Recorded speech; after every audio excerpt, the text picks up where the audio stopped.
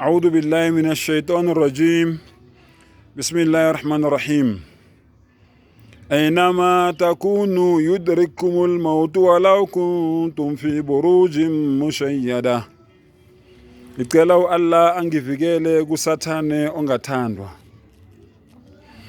Ngempela ngeqiniso ukufa kuzokuthola noma ngabe ukuphi, noma ngabe usebuilding elide kangakanani, ngisho noma ngabe usendizeni, noma ngabe usemkhumbini, noma ngabe usesikepeni, noma ngabe ukuphi la ukhona, kodwa ukufa kuzofika kuwe ngelinye ilanga. Ukuthi kuyofika kanjani ukuphi awukwazi.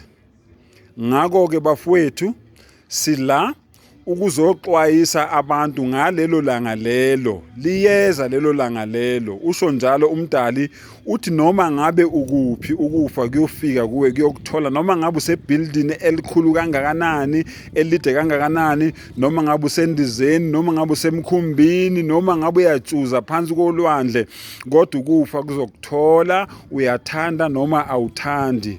Yingakho ke bafowethu sila sizoxwayisa abantu ukuthi uthi umdali ya ayyuhalladhina amanu ittaqullaha haqqa tuqatihi wa la tamutunna illa wa antum muslimun. Onina enikholwayo yesabani umdali ngendlela okumele nimesabe ngayo, nenze sure ukuthi ukufa akufiki ezimpilweni zenu ningewona ama-Muslims, ningebona abazithobayo, ningebona abazinikelayo ngaphansi kwentando kaNkulunkulu, ningebona abahlakaniphile njengoba kushiwo ukuthi ukuhlakanipha kokuqala ukumesaba uNkulunkulu. Yenza sure ke nawe ukuthi ukufa makufika empilweni yakho kukuthola ukuthi wena usesimeni sokwesaba uNkulunkulu. uRasulullah sallallahu alaihi wasallam uyasitshela ukuthi man qala la ilaha illallah dakhala aljanna. Lowo muntu loyo othi la ilaha illallah, ongabi nabanye onkulunkulu ngaphandle kuka Allah, dakhala aljanna. Ngempela loyo muntu loyo uzongena eparadise, endaweni yokujabula, endaweni yontokozo, endaweni yokwethaba. Asisebenzeni ke bafowethu sazi ukuthi siyadlula kulomhlaba. Imihla yezele umuntu owesifazane imifishane emhlabeni uyabaleka njengethunzi angemi.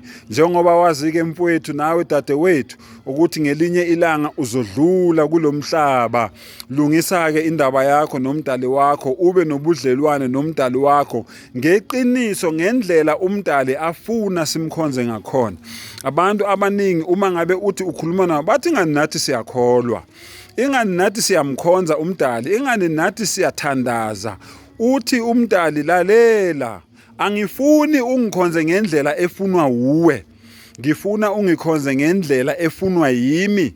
Yiyo-ke iso-ke isizathu leso esenza ukuthi umdali athumele izithunywa zakhe emhlabeni ukuthi zizosifundisa ukuthi kahle kahle umdali ufuna ukuthi simdumise kanjani, simkhazimulise kanjani, simkhonze kanjani, simkhulekele kanjani. Awenzi okwentando yakho, kodwa wenza okwentando kaNkulunkulu, njengoba esho uJesu encwadini kaMateyu 7 ukuthi noma uYeshua akubona bonke abathi Nkosi Nkosi kimi abayobona umbuso wezulu, kodwa abenza intando kaBaba. Uyamuzwa? Abenza intando, hayi intando yabo, abenza intando kaNkulunkulu, ibona ke abayobona umbuso wezulu.